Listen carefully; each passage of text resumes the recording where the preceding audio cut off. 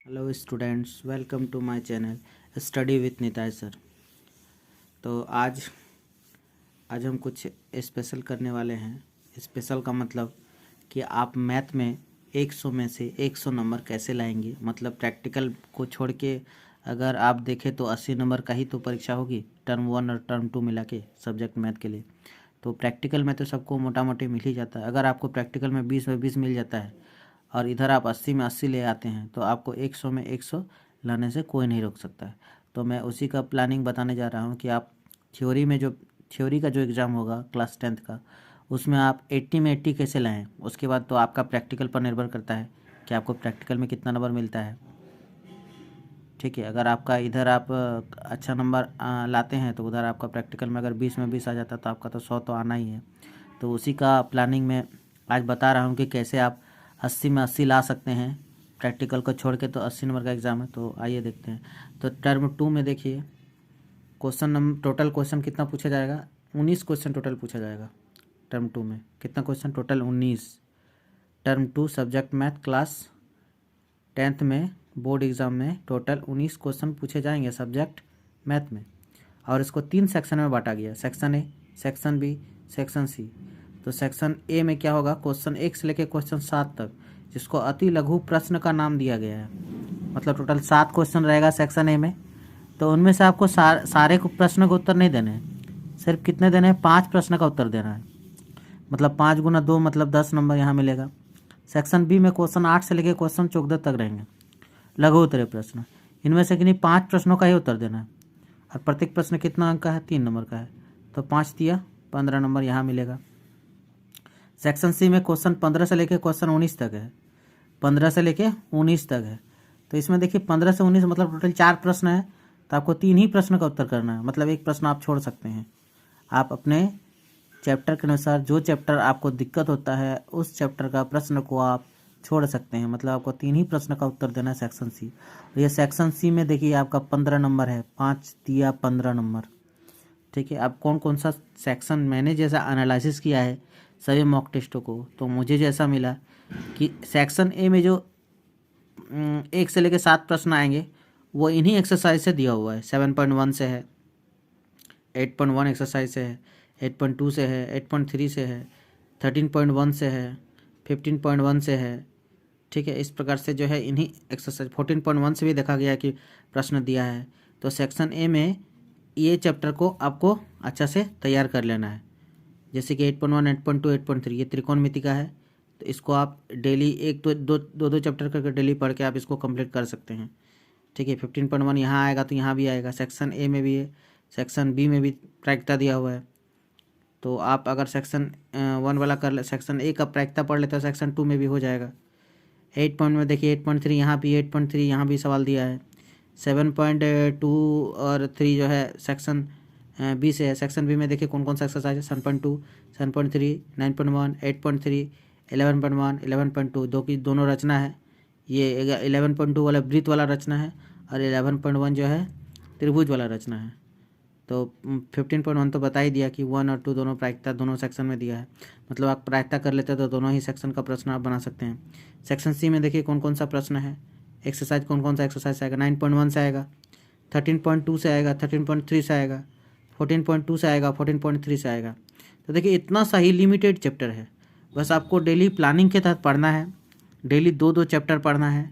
ठीक है, इतना सारा आप कर लेते हैं तो आपको तो आपको टर्म 2 जो मैथ का टर्म 2 पेपर है उस पर 40 नंबर में आपका 40 लाने से कोई नहीं रोक सकता। अगर आप बढ़िया से मेहनत करके स्ट्रेटजी वे में पढ़ाई करते हैं तो ज़रूर आपका आ सकता है 40 में 40 टर्म 2 में। अब चलिए देखते हैं टर्म 1 में। तो टर्म 1 चूँकि आप लोग बना भी चुके होंगे टर्म 1 का पहले भी, इसका मॉक टेस्ट तो बहुत पहले जारी हो चुका था। इसको आप बना भी सकते हो, बहुत बार बना भी लिए होंगे बहुत सारे स्टूडेंट्स। तो इसमें देखिए मेनली क्या क्या है, एलसीएम और एचसीएफ चैप्टर आपको अच्छा से पढ़ना है। इससे क्वेश्चन अच्छा खासा दिया हुआ है। एक्सरसाइज 2.2, 2.1, एक्सरसाइज 4.1, 4.2, 4.4 से भी क्वेश्चन था। और देखिए समीकरण युग्म का हल, इसमें मैंने देखा है कि मतलब लगातार 4, 5, 6 लगातार क्वेश्चन दे दिया। इसमें तो 40 प्रश्न रहेंगे और सभी 1 अंक का रहेगा। प्रत्येक प्रश्न 1 अंक का रहेगा। 40 प्रश्न इसमें रहेंगे।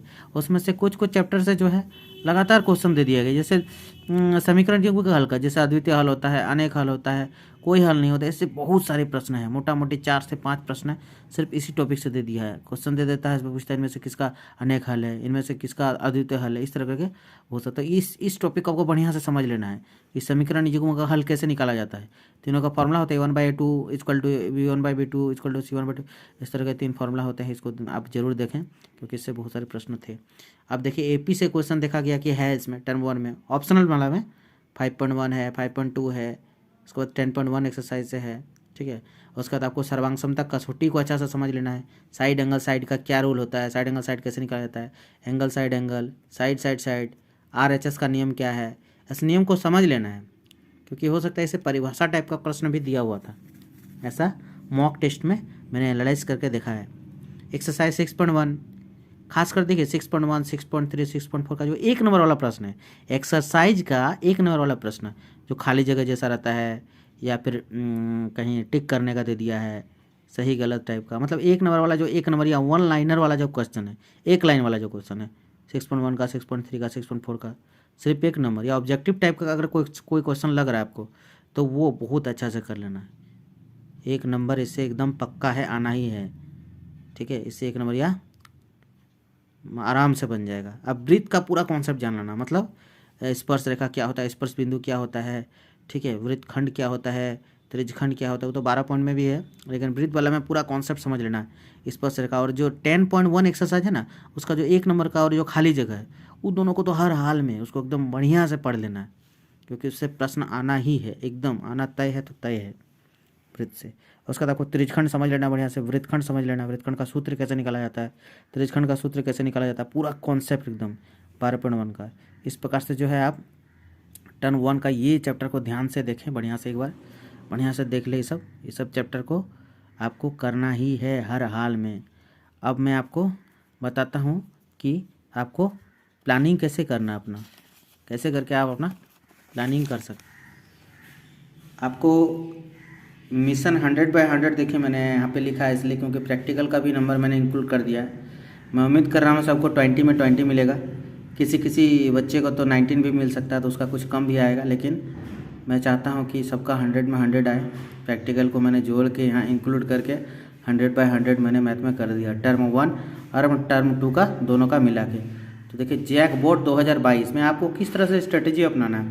पर डे आपको 2 चैप्टर रिवीजन करना हर हाल में, पर डे आपको 2 चैप्टर बनाना है। जैसे आज सबसे पहले तो आप लॉन्ग क्वेश्चन पर ट्राई करें। सेक्शन सी में जो है 9.1 हो गया, जैसे 14 पॉइंट वाला हो गया माध्य बहुलक, ये सबको आपको डेली एकदम तैयार करना ही है हर हाल में। और क्या करना, पर डे आपको फॉर्मूला का रिवाइज करना है। जैसे माध्य कैसे निकाला जाता है, प्लस माध्य कैसे निकाला जाता है, बहुलक का फॉर्मूला क्या है, लॉन्ग वाला मेथड में बहुलक कैसे निकाला जाता है, और डेली एक सेट एनालिसिस करना। मतलब जो मॉडल टेस्ट जारी किया गया, चाहे वो टर्म 1 का हो चाहे वो टर्म 2 का हो, आपको डेली एनालिसिस करना है हर हाल में। और कुछ चैप्टर के क्वेश्चन तो सिर्फ फार्मूला बेस्ड हो जाते हैं, जैसे बहुलक। अगर आपको बहुलक का फार्मूला पता है, बहुलक का फार्मूला कैसे कैसे यूज होता है, कहाँ कहाँ लगता है, एल क्या होता है, उसके बाद CF क्या होता है, एफ क्या होता है, वगैरह वगैरह जो इसमें आता है यूज होता है, बहुलक, माध्य, ठीक है। AN जैसे AP वाले जो प्रश्न है, AN का A + N - 1D, SN का जो फार्मूला होता है योग निकालने का 5 पॉइंट चैप्टर का, ये सब क्वेश्चन क्या है, ये सब सारा फार्मूला बेस्ड है। अगर आपको फार्मूला पता है तो आप बना सकते हैं। त्रिभुज का क्षेत्रफल हो गया, बेलन, शंकु, साइन 0 डिग्री, 30 डिग्री, त्रिकोणमिति का जितना फार्मूला है, ये सब आपको हर हाल में डेली देखना ही है। डेली आपको फार्मूला रटना है, प्लस डेली 2 चैप्टर आपको रिवाइज करना है। अगर आप डेली 2 चैप्टर रिवीजन करते हैं तो पता है आपका कब का कंप्लीट हो चुकेगा, आपको पता ही नहीं रहेगा। क्या आप देखेंगे कि आपका सिलेबस कंप्लीट हो चुका है। आप डेली एकदम इसी तरह का स्ट्रेटेजी अपनाइए, आपको कोई नहीं रोक सकता। लेकिन खासकर जो चैप्टर एनालाइज करके मैंने बताया, उस चैप्टर को तो बढ़िया से कर लीजिए एकदम। प्लस तो आपका तो इस बार तो ऑप्शन वाला दिया है कि आप 5 में से किन्हीं 3 का प्रश्न का उत्तर दें। जैसे देखिए मैंने देखा था ये वाला जो प्रश्न था टर्म 1 का, ये वाला जो प्रश्न टर्म 2 का क्वेश्चन नंबर 1 से लेकर 7 तक, अति लघु, इसमें देखिए 7 प्रश्न है, आपको 5 ही का तो जवाब देना है। तो आपके पास देखिए एक्सरसाइज क्या क्या है, 7.1 है, 8.1 है, 8.2 है, 8.3 है, 13 पॉइंट है। देखिए इतना सारा चैप्टर में आप क्वेश्चन तो आपको 5 ही करना है। तो अगर 5 चैप्टर भी इनमें से आप कोई कर लें तो एकदम पक्का है, आना ही आना है आपका नंबर। सेक्शन ए से एक भी प्रश्न नहीं छूटेगा। उसी तरह सेक्शन बी में देखिए, सेक्शन बी में भी टोटल 8 से लेकर 14 6 सवाल है, 8 से लेकर 14 6 सवाल है ना। तो उसमें आपको 5 ही करना है। तो आपको इसमें भी देखिए क्वेश्चन कोई भी छोड़ सकते हैं एक चैप्टर का। तो ये सब एक्सरसाइज जो है मतलब हर हाल में करना है, किसी भी हाल में। सब चैप्टर को बढ़िया से पढ़ लेना है, जिसका फॉर्मूला है उसको फॉर्मूला याद कर लेना है। उसके बाद देखिए कि आपका कैसे हो जाता है। आपको कोई समस्या आए तो आप कोई चैप्टर हमें भी मेरे कमेंट बॉक्स में भी आप भेज दीजिए, मैं उस चैप्टर को आपको कराने का प्रयास करूँगा। आपको उस चैप्टर को बढ़िया से मैं समझाने का कोशिश करूँगा अगर कोई चैप्टर में दिक्कत हो। लेकिन आप अपना एक प्लानिंग के तहत डेली रिवीजन करना है, कुछ भी हो जाए डेली हर हाल में एक प्रैक्टिस सेट डेली करना है और डेली फार्मूला को रटना है। फार्मूला याद करना ही है, बिना फार्मूला याद किए आप अच्छा मार्क्स नहीं ला सकते हैं, आप याद रखिएगा। आपको फार्मूला याद करना है, प्लस ये जो सेक्शन वाइज क्वेश्चन है कहाँ से कितना प्रश्न आएगा मैंने एक्सरसाइज आपको छांट के बता दिया है। इस एक्सरसाइज को बढ़िया से पढ़ ले किसी भी हाल में।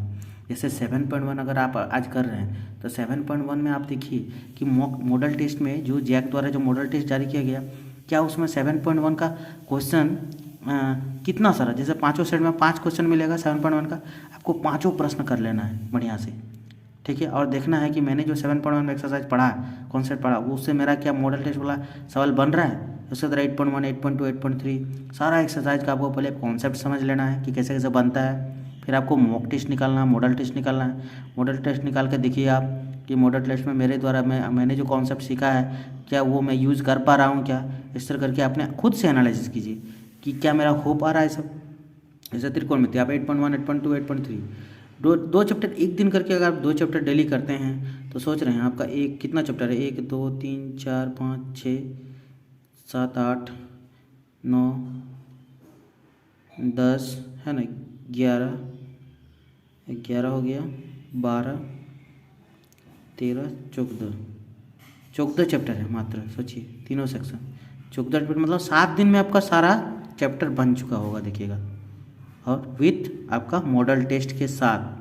तो समझ रहे हैं आपको हर हाल में जो है इस स्ट्रेटजी को पालन करना चाहिए, तब देखिएगा आप औरों से अलग हो जाएंगे, ठीक है। तो आप एक टॉपर का श्रेणी में आ जाएंगे। और आपको पता ही है कि मैथ का कितना बड़ा रोल है। अगर आप मैथ में मेहनत करेंगे तो आपका 100 में 100 आएगा। अगर आप हिंदी में 100 में 100 लाने का कोशिश करते हैं तो आपको बहुत ज़्यादा मेहनत करना पड़ेगा। हिंदी में लैंग्वेज है, क्योंकि लैंग्वेज जो सर चेक करेंगे उस सर को लैंग्वेज पसंद आना चाहिए, लेकिन मैथ के साथ तो वैसा नहीं है। आप अपना प्रोसेस से भी बना सकते हैं, खुद का प्रोसेस लगा सकते हैं, कोई सर का प्रोसेस लगा सकते हैं। मैथ में बहुत तरह से मैथ को बनाया जा सकता है, तो आपका मैथ में नंबर नहीं कटेगा। मैथ में आंसर मिल गया मतलब आपका सही है और कॉन्सेप्ट अगर आप सही बनाएं।